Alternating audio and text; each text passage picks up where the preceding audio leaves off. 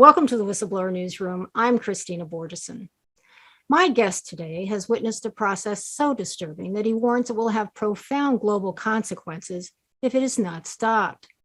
His deep concern prompted him to step out of his comfort zone and write a book about it to sound the alarm. I'm talking about Dr. Nils Melzer, law professor, human rights lawyer, and UN Rapporteur on torture, who was assigned to look into whether or not Wikileaks publisher Julian Assange had been tortured. Dr. Melzer's book, a searing account of his investigation and findings, is titled The Trial of Julian Assange, a Story of Persecution. The book is a shocking record documenting egregious abuses of judicial procedure and other corrupt machinations on the parts of 4 nations that not only resulted in Dr. Melzer's assessment that Assange had indeed been subjected to long-term torture, but that also, he says, now constitute an imminent threat to democracy around the world. He's here today to talk about his findings. Welcome, Nils. Thank you for having me.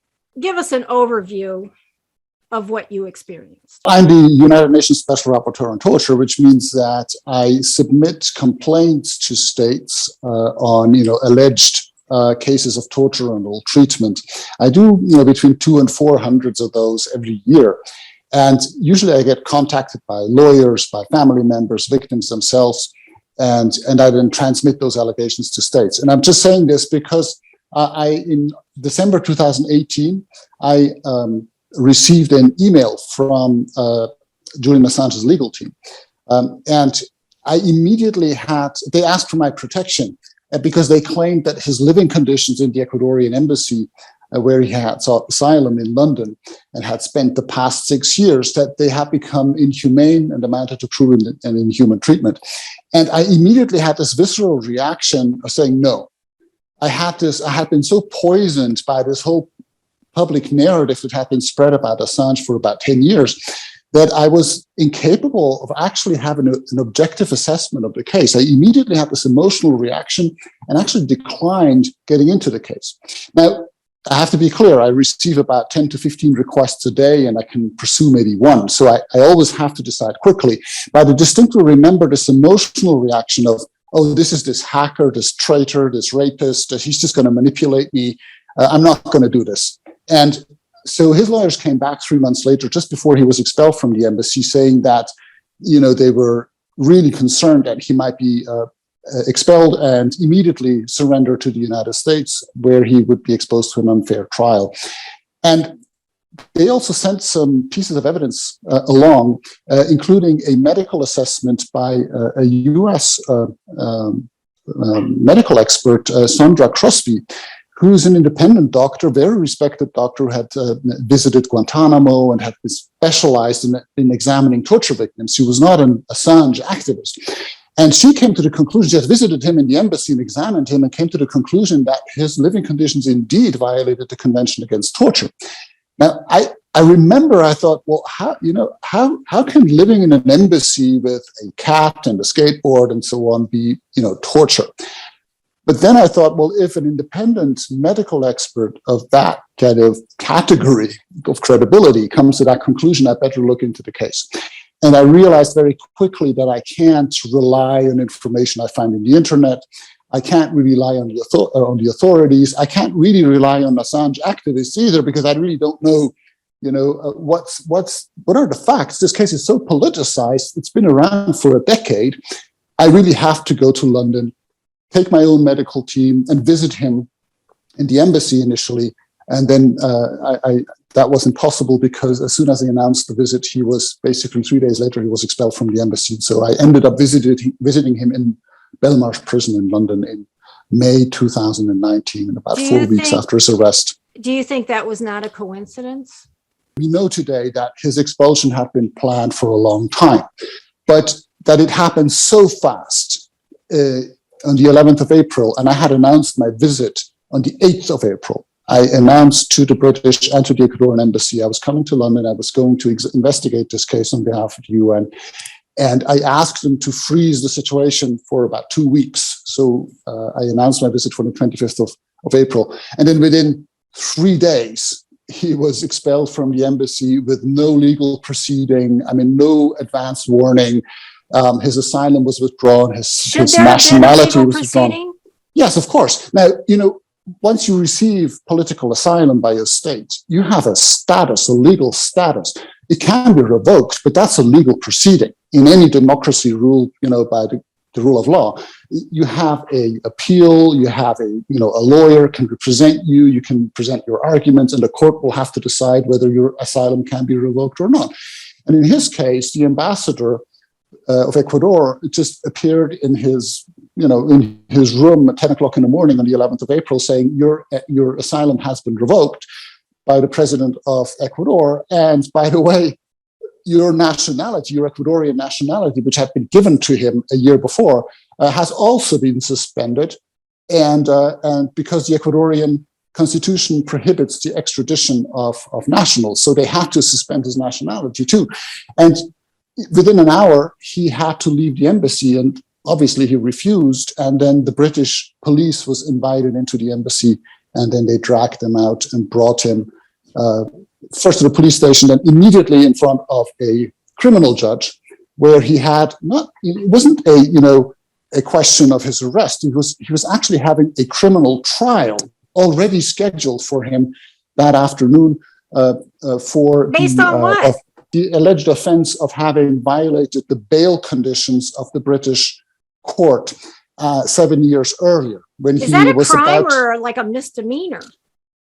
Well, it is an offense, and obviously depends on how much harm you've caused. In his case, clearly, he had sought asylum in the Ecuadorian embassy because he didn't want to be extradited to Sweden, because he feared that he would be extradited onwards to the US without a proper legal proceeding. Now, that was not baseless. Sweden has a history of doing that. They've actually handed over people to the CIA in Sweden without any legal proceeding, who were then sent to Egypt to be tortured.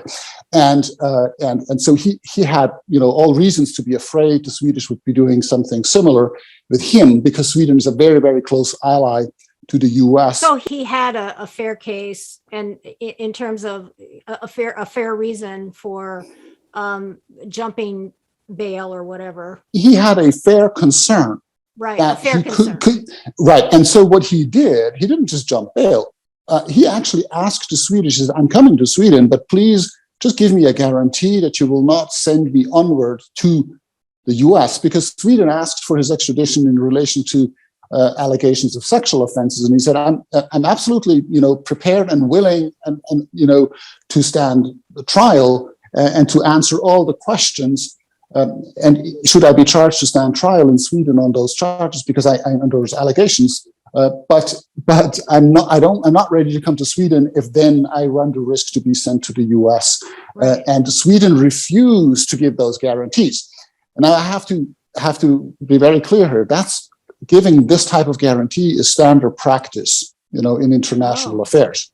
And just think of the US, they have just given guarantees in the extradition trial of Assange in London. And many cases are resolved like this, where states basically are concerned that if they extradite a person to a specific country, that he might be extradited onwards to a place where he might be tortured, or his human rights might not be respected. And so states give diplomatic assurances. That's that term of refoulement. Yes, if that's in international law, it's prohibited to extradite or surrender or someone to human rights violations in different jurisdictions. You can't send someone to a different jurisdiction where their human rights might be under serious risk. So in order to avoid that, either you don't extradite them or you ask for guarantees by that country. And governments can give those guarantees. But Sweden always, made up some rules why they couldn't give those guarantees. Clearly, they wanted to keep, that option open. When you say that, it makes me think, okay, they normally do this, and they have procedures and rules for doing this. And then all of a sudden, they don't pay attention to those procedures and rules. Are they going against their own laws doing that? I mean, it seems to me that keeps happening in this case.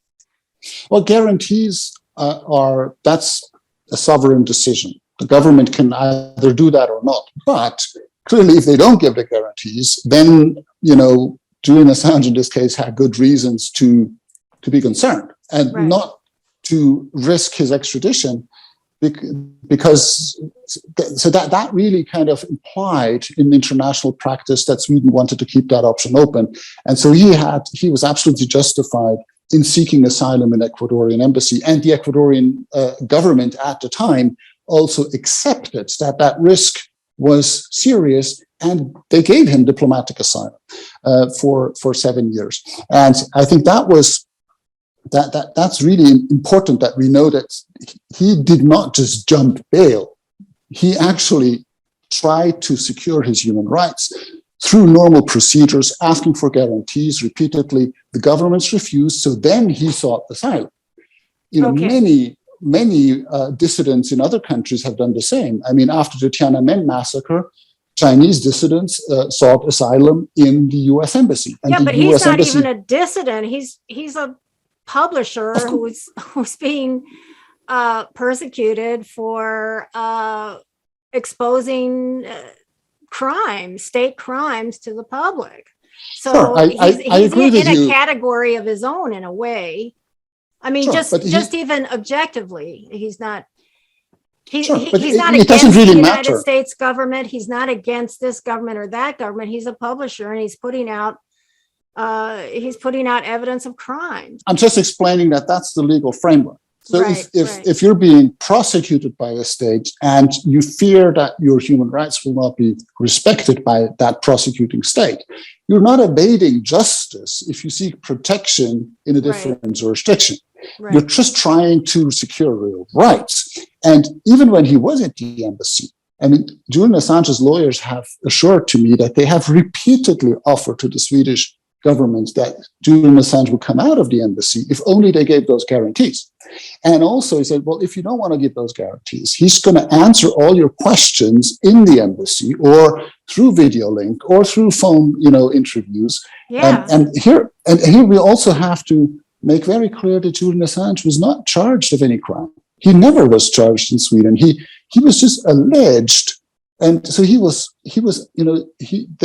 asked for his extradition so he would answer questions as a suspect. They couldn't do that by Zoom or something? They couldn't do that by Skype or whatever? Well, there's a mutual legal assistance agreement between the UK and Sweden that foresees precisely these types of interviews through phone or video link, or where the Swedish prosecutor comes to London or the British prosecutor comes to Stockholm, depending on the case, to conduct those interviews. So that's absolutely possible and has been practiced in many other cases.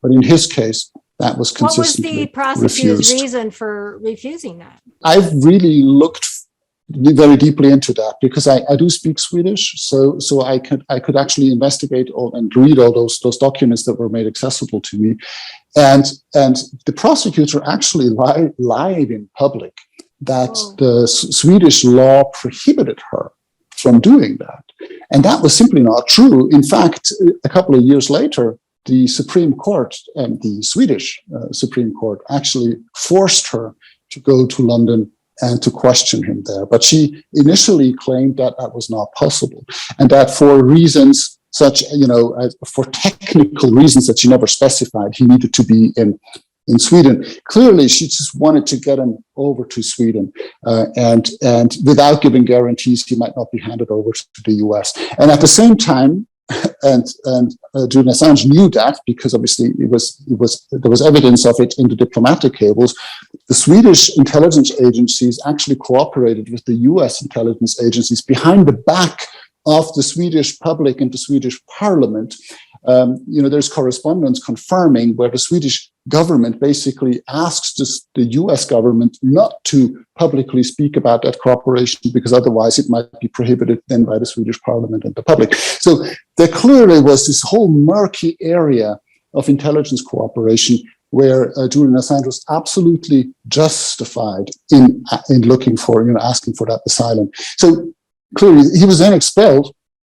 And I visited him then with a medical team in Belmarsh Prison in London. I just want to note before you talk about everything that about your visit with him, is how you mentioned in your book that when he was dragged out of the embassy, they had made sure that he didn't have access to razors or anything so that he would look the way he did when he came out. He looked like a crazy old man or something. When I visited him, that was about 4 weeks after his arrest. And we all remember those images of him with this beard and, and long hair, how he was being dragged out of the embassy. And when I visited him, he was absolutely tidy, So I asked him, what happened? And he said, well, 3 months before the expulsion, the security personnel of the Ecuadorian embassy, they took my shaving kit away. So I couldn't shave for 3 months, and that was intentional, apparently. So because it's much easier to violate someone's rights if he doesn't look, like a normal person. Yeah, if he looks like a homeless guy. Yeah. Okay, so let's get to your visit. I visited him on the 9th of May in Belmarsh prison, and I took a medical team with me because I knew I was going to get into a very politicized case. My own reaction initially, told, stories about the perception of this man in the general public. But even getting into Belmarsh and even before, didn't they delay you? And then at Belmarsh, they put you through this... the book goes into all those details. How I initially thought this is going to be a small case. I'm going to request a visit. He's now in British custody. Britain is a rule of law country. That's not going to be a problem. He might have some medical issues. I'll make some recommendations, and then he'll get a fair trial. He won't be extradited to the US, and everything's fine. But then I saw that, I requested the visit. I requested officially the governments of Ecuador and Britain to freeze the situation for 2 weeks so I could investigate the case. He'd been in the embassy for almost 7 years. There was no reason for him to be expelled, within 3 days. And then 24 hours before he was expelled, the British ambassador in Geneva still wrote a letter to me saying that my idea that he might be expelled and extradited to the US was pure speculation, and that they couldn't engage on, these topics with me.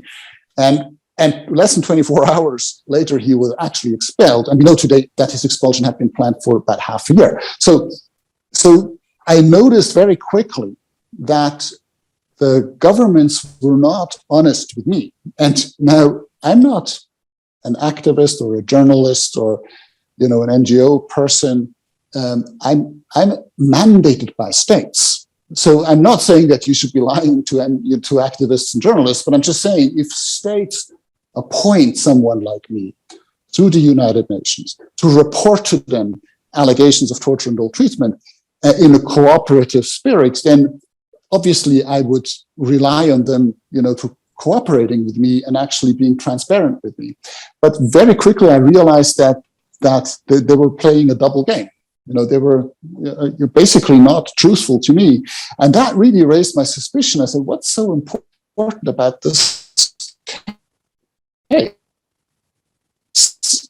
Assange is a traitor and a rapist and so on, what's the big fuss? Just, put him on trial and convict him. But I quickly realized that something was not right. And so I scratched the surface of this case, and the deeper I got into it, the more dirt came out. But it was not on the side of Assange, it was on the side of the governments. And so, initially I just wanted to go and evaluate his prison conditions, his state of health. I did that. I took 2 specialized doctors with me who specialized in examining torture victims, a psychiatrist and a forensic doctor.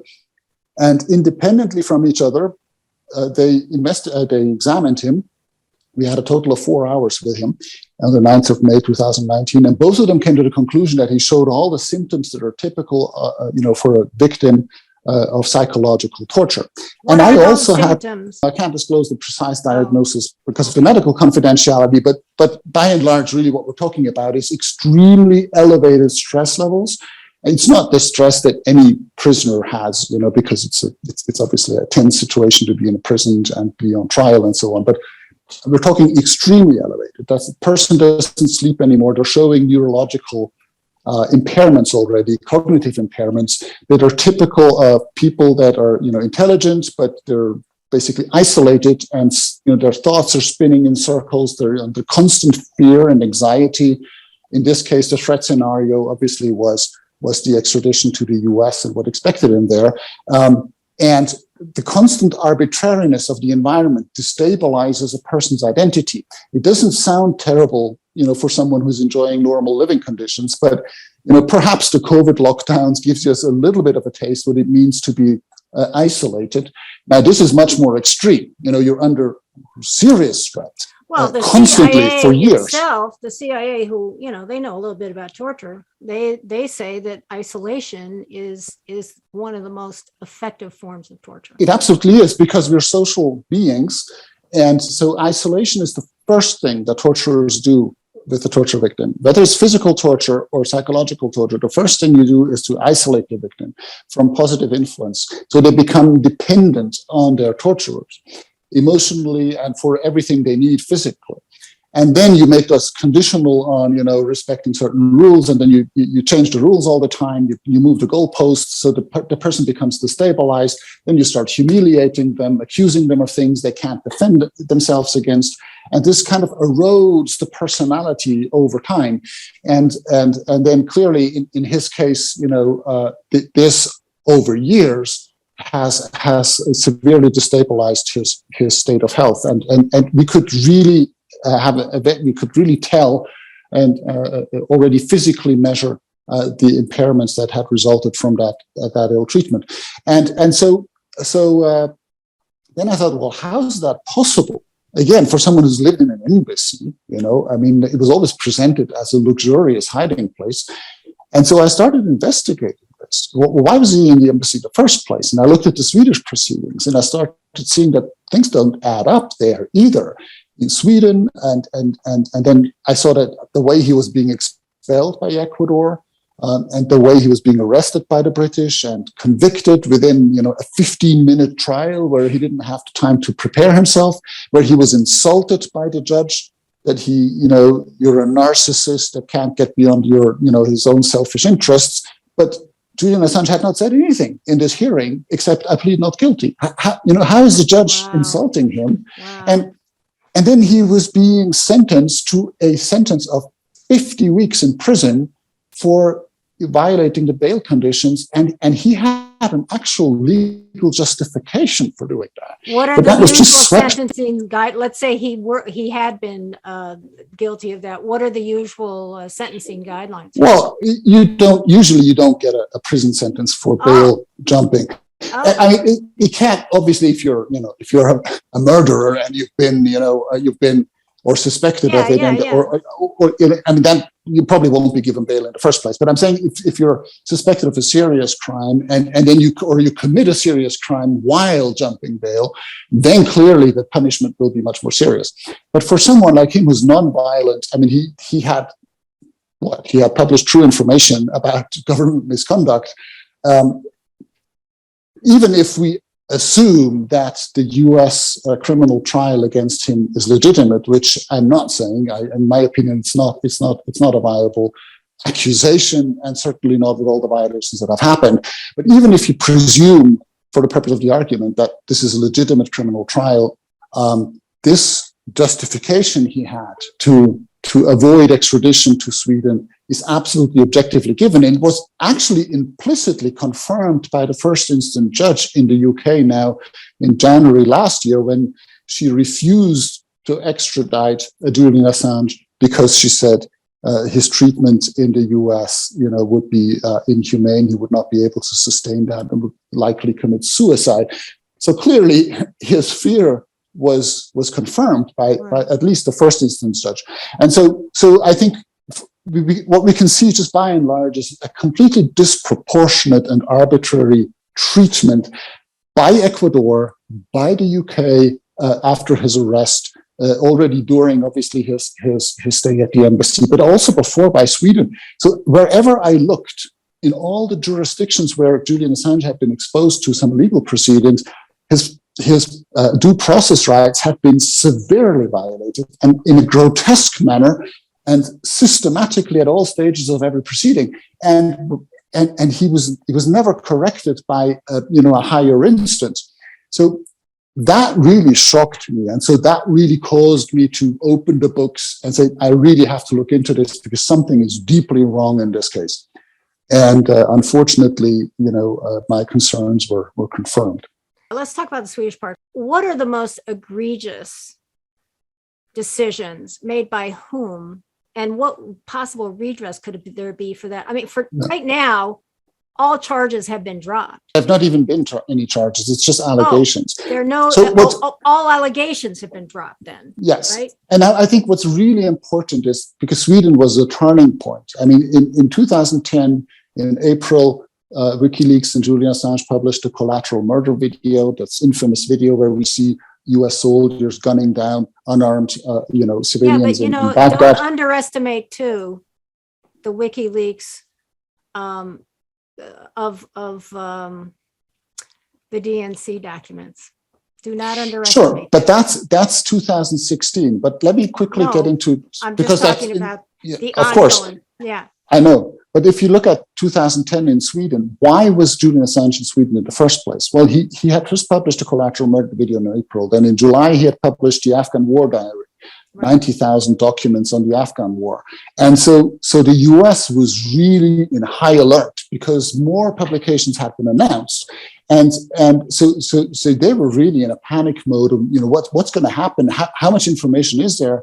Will this take an end? Or, or if you let this guy loose, or what does that mean for 2011 and 12 and so on? So clearly, in summer 2010, the Western Security Alliance was in high alert. Julian Assange was looking for a safe place for WikiLeaks to be based, and so he went to Sweden because he wanted to establish WikiLeaks there because Sweden had the strongest press freedom protections in Europe. It was the safe haven, basically, for press freedom. Wow. And so that's why he was there. And the Swedish government must have been frightened, because once WikiLeaks is established under the constitution of Sweden, even the government can't touch it anymore. But they're a close ally of the US. It's a small country that really is basically just implementing US security policy. And so that's the stakes at the time he comes to Sweden to give a seminar. And at the time, in those weeks, within a week, he had 2 sexual encounters, voluntary ones, on both sides, also on the women's side, with 2 women separately from each other. And in the course of those sexual encounters, apparently, unprotected intercourse happened without the agreement of those women. And so they they asked him first to take an HIV test. They did not want to report a crime. They were just afraid they might have contracted, why HIV. did they go to the police station about an HIV? Well, because, and I think we have to be, that it is a fact that Julian Assange initially refused to take an HIV test. He was not very sensitive about this apparently. So he said, I don't have time, I have to save the world basically, and I can't now, lose time taking an HIV test. And they asked him, they insisted. And so one of them, proposed to the other, well, let's go to the police and let's force him to take an HIV test. Because that's what they wanted. So why didn't they just take the HIV test? Because at the time, apparently, it took 3 months to get the results, and so you can see in the text messages that they exchanged that they didn't want to wait for 3 months to get the results. Okay. And fair enough. I mean, they were afraid, and I think it is in this context.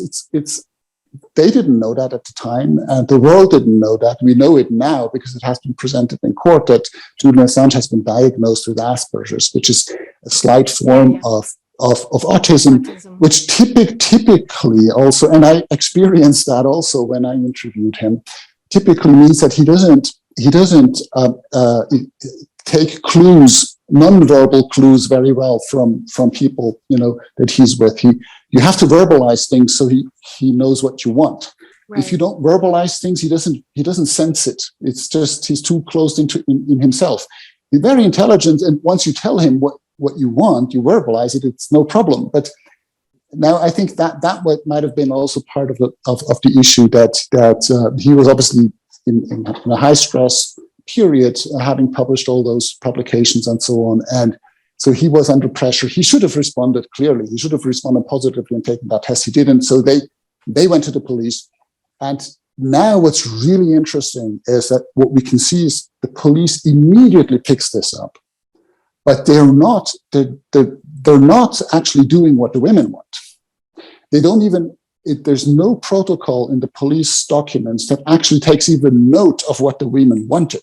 And they clearly wanted an HIV test. And we have evidence of that because they exchanged text messages and emails and so on that really show that that's what they wanted. And so they go to the police, and the police just writes down that they came to report a rape. And they announce, even before finishing the interviews with the women, that they have issued an arrest warrant for rape against Assange. And then the women get really nervous and distraught, and that's not what they wanted. And so we can see, text messages between those women where they're really upset about how they have been misled by the police. And the police does not even give them a chance to correct that, but they immediately leak the information to the press that an arrest warrant for 2 cases of rape had been issued against Julian Assange. And so the women are immediately pushed into the defensive, where they really can't change that narrative anymore.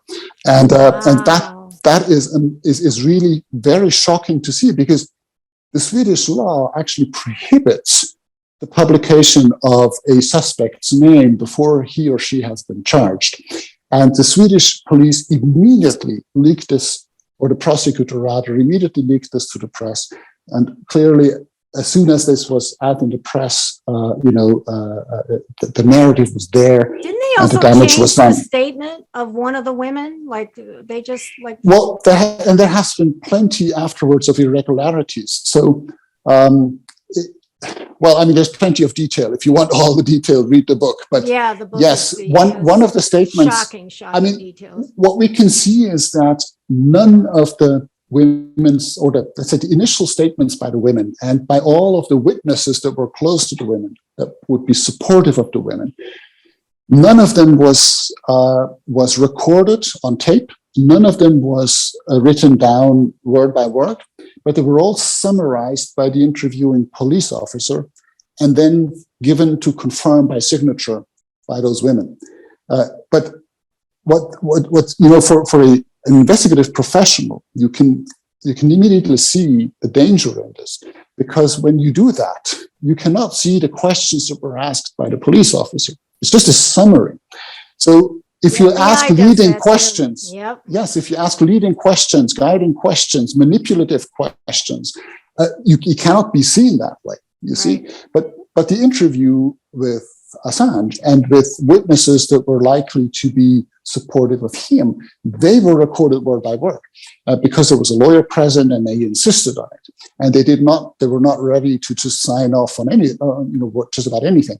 But you can see that, there were 7 interviews that were taken, all used then against Julian Assange, that none of them has been recorded, and there was no witness. Usually you have a second witness, witnessing the interview to observe it.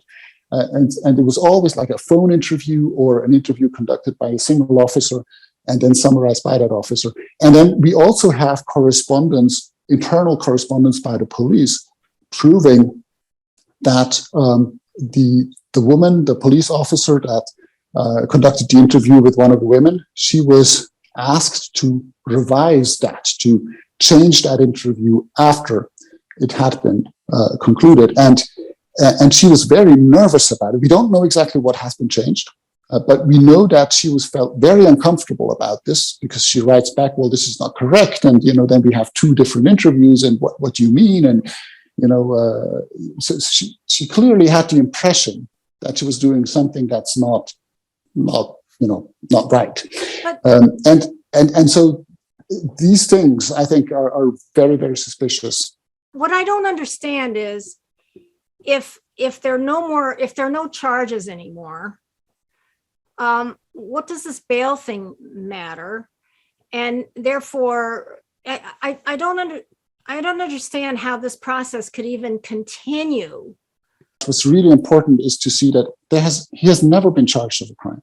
In Sweden, you have first a preliminary investigation where the police basically asks questions. They call a suspect to an interview, and then if the information given by the suspect and by witnesses, confirm the suspicion, so then they will press charges. But this was actually never done in his case. For 9 years, the prosecution service maintained preliminary, kind of allegations against him. And they also, which really is important, he never tried to evade justice. As soon as the press published those allegations, he canceled his departure from Sweden, which was scheduled for 3 days later.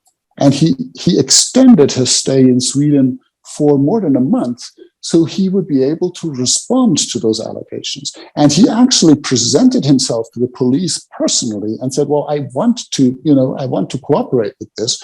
And it was the Swedish authorities that avoided involving him. So they questioned him once initially, but as soon as they realized that the evidence was very weak against him, they avoided any further interviews, because then after that they would have had to conclude, well, we don't have enough evidence to charge him, and they would have to stop the proceeding. But if this is the case, why are we here now? That's really interesting, because that's the only thing that he was accused of or alleged, to have, the only crime he was alleged to have committed initially. Today, and we have to state that very clearly, the Swedish prosecution service has dropped all those allegations in 2019 after he had been arrested by the British, and not because those allegations had expired. They had not expired. There was another 1.5 years where they could prosecute him on those allegations, but they decided they did not have sufficient evidence even to press charges at a moment. So why did the British still hold him then, based on, you jumped bail? The bail violation is a violation of British law, and so they gave him close to the maximum sentence they could. Okay, so did he serve his sentence? Yes, but the purpose of this was to hold him, to give the US enough time to develop their extradition request, because that was actually what was behind all of this. Is clearly that the US wanted him. Yeah, okay, but I guess what I'm trying to ask, I'm trying to get what is legal about this whole thing. Nothing. Oh, and I say this as a lawyer. I mean, they don't even have a fig leaf? Like, what's their fig leaf? No, look, he's being accused of espionage in the US. That's the Swedish allegations have been dropped. He has not been convicted on any charges. The only thing he's ever been convicted for is a bail violation for which he clearly had. Right. Go ahead. He had a justification. So as soon as he was in British hands, I mean, within an hour, the US submitted his extradition request, which always had been claimed, no, the US is not going to prosecute you. You're paranoid staying in this embassy. And he was always afraid of this. And lo and behold, within an hour, when he was out of the embassy, the US submitted this extradition request. In the beginning was on a so-called hacking charge.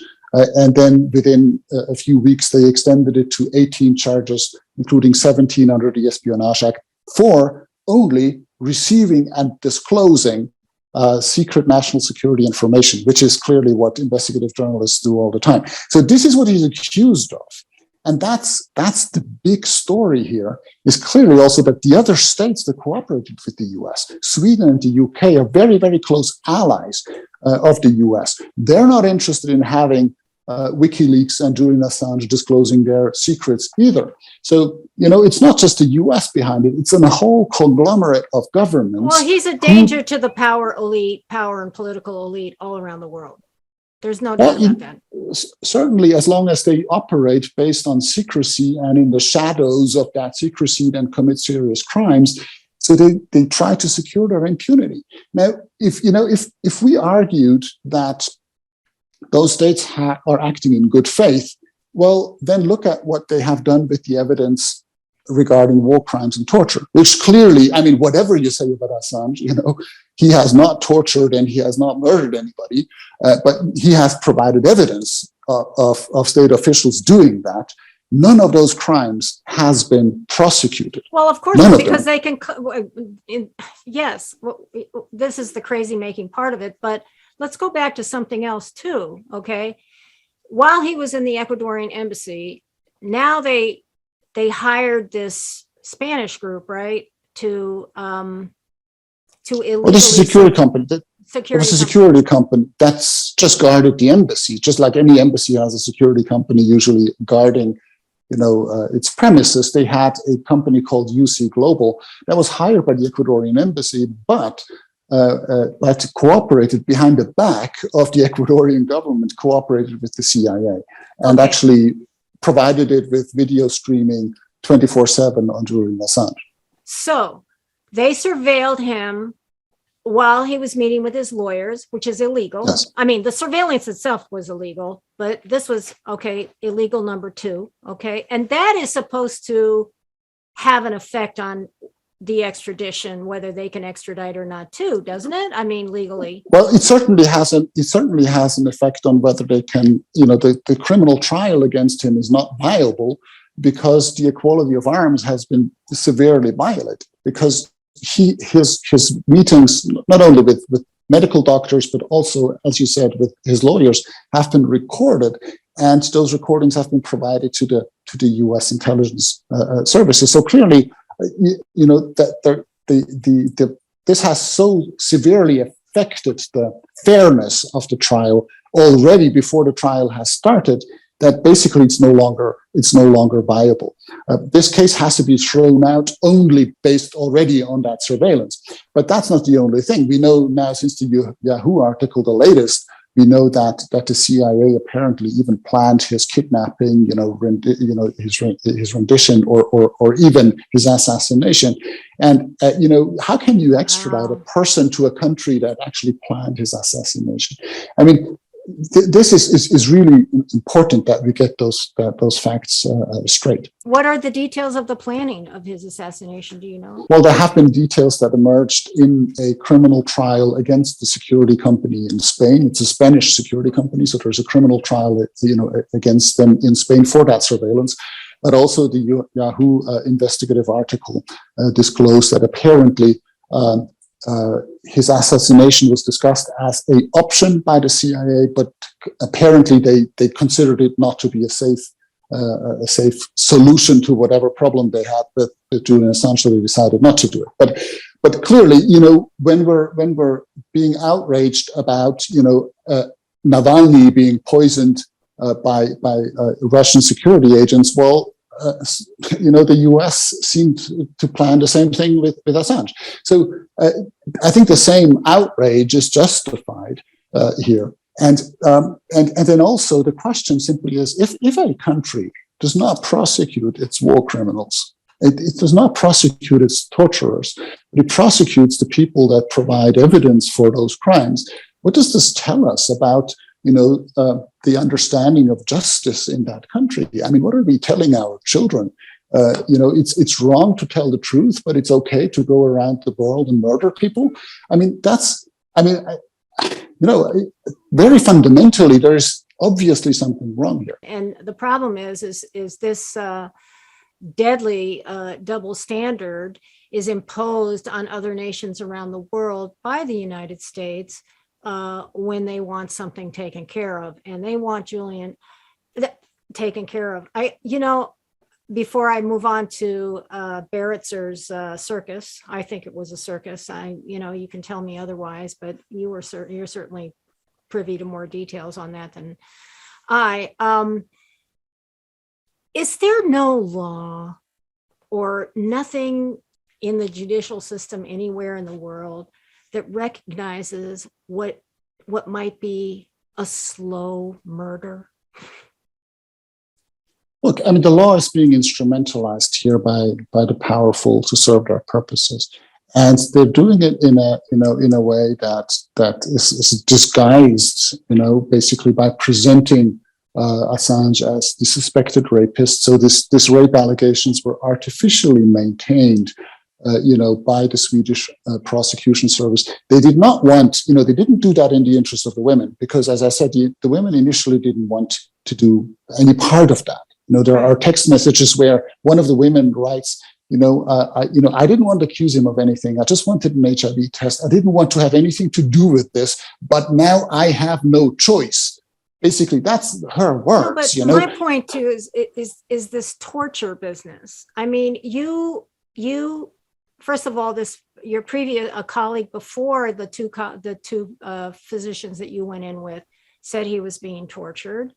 And then you went in and you've said he was being tortured.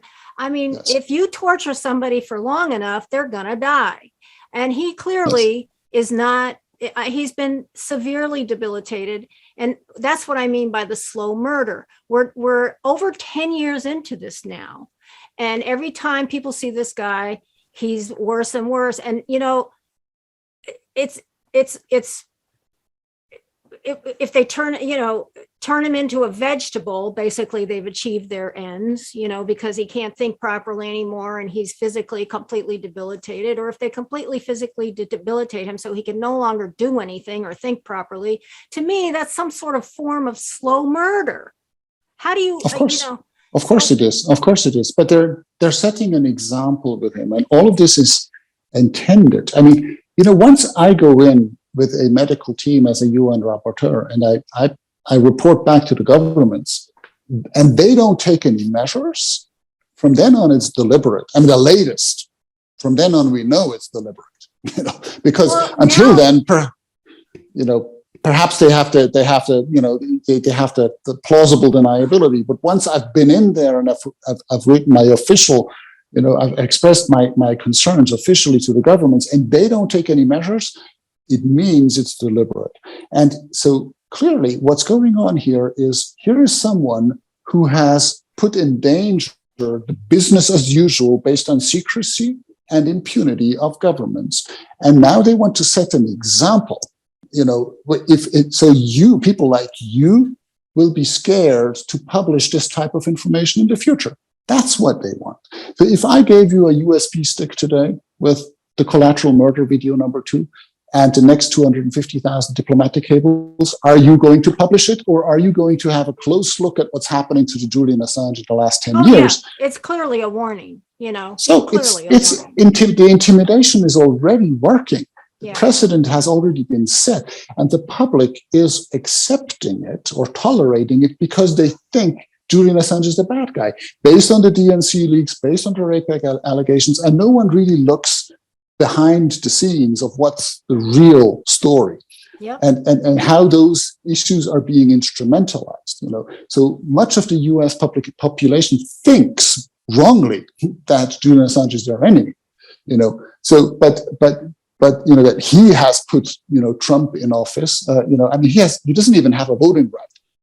And he's basically, all he has done throughout his career is basically publish truthful information about he has a better record than virtually any other press outlet in the world. That's what's scaring them. Yeah. You see, because they run their government's business in an unlawful way. And they control a lot of the mainstream press, certainly here in the United States. Of course. So that's obviously why WikiLeaks came up, because the mainstream press has basically failed to fulfill its function as the fourth estate. So now we have, new actors like WikiLeaks coming up and doing it, and governments are not happy about it. That's why we also unhappy. Yes, and it's not just the U.S. All the governments. That's why they're willing to help, I'm sure. I want to talk about the hearing, the extradition hearing, where Judge Rapporteur was in charge. Could you talk about that a little bit? Yeah, there's obviously it's a long proceeding that has been going on, and Judge Rapporteur was the first instance judge who in January last year decided that she would not extradite, at least for now, at the time, Julian Assange, but she had confirmed all of the US legal arguments. And that's what the US obviously found was very important and valuable to them. That's what they wanted. They wanted to set that precedent that the court basically decided that, yes, what Julian Assange is accused of is espionage, and yes, it's a crime, and it's not a political offense, and he's not protected by press freedom. So they really set that whole precedent that will criminalize people like you and other journalists if ever they were to do what Julian Assange has done.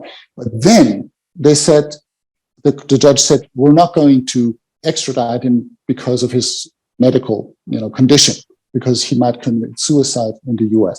And now, obviously, that proceeding that preceded that judgment was riddled with very serious, due process violations and interpretations of the law that are simply not sustainable. Could you give a couple of examples? Yeah, the public was largely excluded from those trials. There was no independent observers.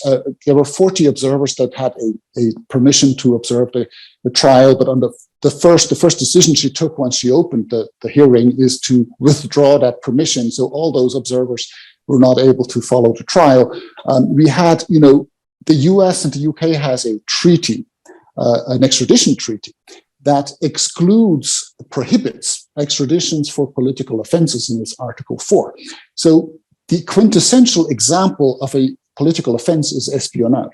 So clearly, Julian Assange cannot lawfully be extradited by the UK to the US based on their own treaty. It's that these two countries concluded.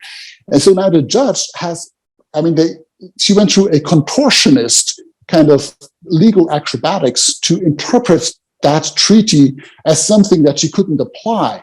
The only purpose of an extradition treaty is to be applied to extradition cases. But then she said, I'm an English judge. I can only apply English law, and the treaty is an international piece of international law. I can't apply international law, so I can't apply the treaty. It was absolute. Absurd. It was ridiculous. But these types of arguments, it's a succession of these types of arguments in that trial. But what's important is that she came to that conclusion. So the US is right legally, but I'm not going to extradite Julian Assange for now because he might commit suicide, which I did a press release the day after and said, so the next thing that's going to happen is that the US will give assurances that they will treat him well, and then the next instance will extradite him. I predicted that the day after, and it's exactly what happened in October last year. The High Court, the US in the meantime submitted assurances that they would treat him well, and the High Court then said, well, this removes our concerns and therefore we can extradite him. So it's very predictable what's going on here. It's like judicial malfeasance, it's like, okay. Well, it's not a fair trial. It's nothing to do with justice. But they don't even. She didn't even apply their own laws. So that's sort of the bottom line of corruption right there. But neither did Sweden. Right. Right. Neither did Ecuador. They were not allowed to extradite him because he was an Ecuadorian citizen. This is prohibited by the Ecuadorian constitution. Right. Sweden was not allowed to publish his name. They had a duty to question him. They were not allowed to refuse to hear him. That's why I'm saying, consistently in all jurisdictions, in all legal proceedings, at every stage of the proceeding, his due process rights are severely violated. And there is no reason to believe that be different at the Espionage Court in the US, where no one has ever been acquitted, where people, are being tried based on secret evidence behind closed doors with no public observers. Clearly, all of this has nothing to do with the law. What happens next? Well, he's now appealed this second instance decision that allowed his extradition in October to the Supreme Court of the UK. And now the UK legal system has to decide whether they will hear the appeal or not. If not, he can still appeal to the European Court of Human Rights. But the problem is that right now, the only discussion is whether the assurances of the US are credible or not. And it's very difficult for any court to say we don't believe the US assurances. Because they basically would have to say this is not a rule of law country anymore if they can't believe. Well, wait a second. The fact that Rapporteur did not apply the extradition treaty to this extradition hearing Is that not something the Supreme Court should hear about and decide about too? Yes, but that, you see, that was very smart by her to not extradite him in the first instance, because it means that Julian Assange will not appeal the decision because he doesn't want to be extradited. And she just said she's not going to extradite him. So who is going to appeal is the US. And they're only going to appeal those questions that they want to be discussed at the High Court. And so they only appealed the questions of the conditions of detention and the diplomatic assurances and his state of health. And so that's the only thing that was discussed at the High Court. And now you can only appeal those questions further to the Supreme Court. So clearly they have to go through that, and hopefully they will then be... Wait, that means that this illegal ignoring of this treaty has been cut out of the equation. Yes. And the only possibility... That is the point right there.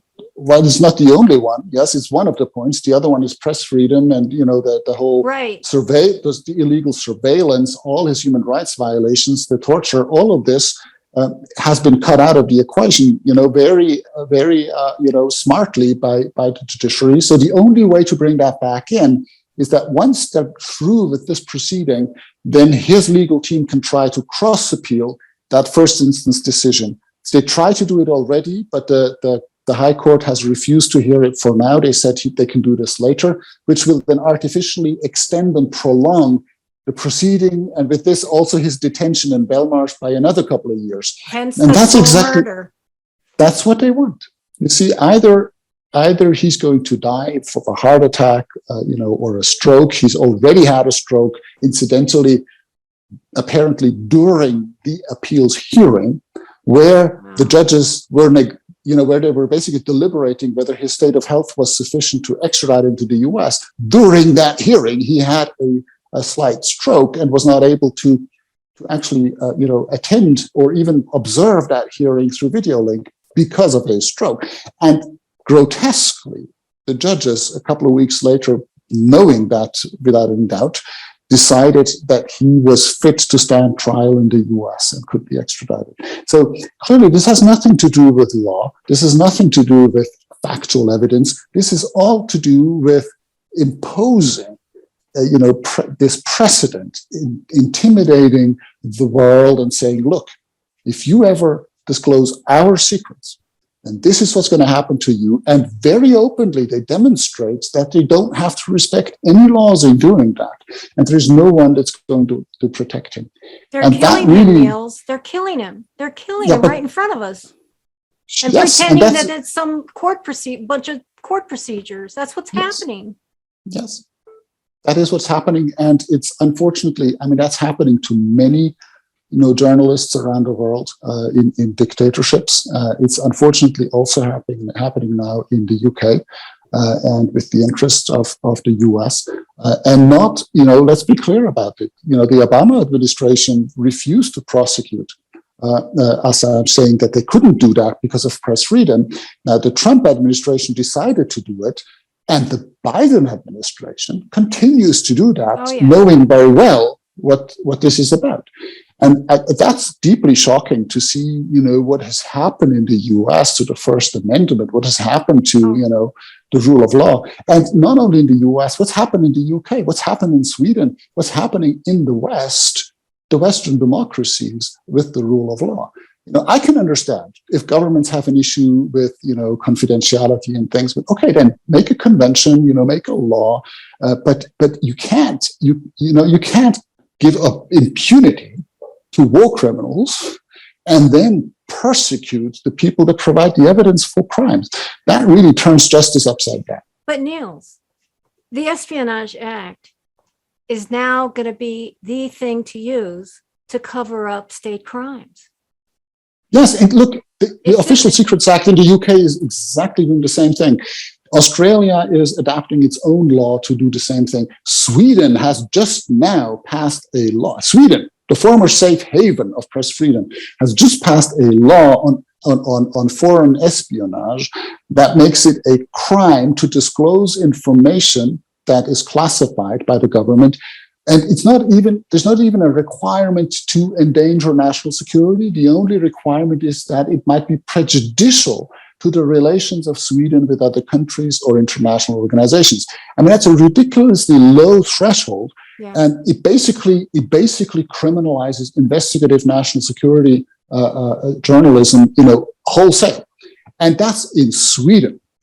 And so where are we heading? It's really dangerous. Worldwide fascism is where we're heading. I would even, in some places call it Orwellianism. Like here, the corruption, and where corruption and censorship meet, it's everywhere. It's everywhere. Well, certainly we're heading into a world that's governed by governments that don't want to be accountable to their own people, and therefore don't deserve the name of a democracy. They don't want to respect their own laws, and therefore don't deserve the name of a rule of law nation. But that is serious, and that's also the reason terrifying. I decided to make so much noise about this case. It's not because Julian Assange as a person is more important than any other, torture victim in the world. All of them go through the same type of ordeal. All of them have the same importance. But this case is not really about Julian Assange. It's about you. It's about me. It's about the rights of our children. It's about the sustainability of democracy and the rule of law. And that really is why this is so dramatic, and why I think, everybody should read this book. Whether you like Assange or not is really not the point. The point is, do you like your own freedom, your own right to know what your governments are doing with your tax money and the power you have given to them? If you don't want to know, they're going to show it to you in due course. Dr. Nils Melzer's book is called The Trial of Julian Assange, A Story of Persecution, published by Verso. I suggest everybody go out and pick up a copy. It's an amazing and urgent read. Thank you so much, Nils. Thank you very much, Christina.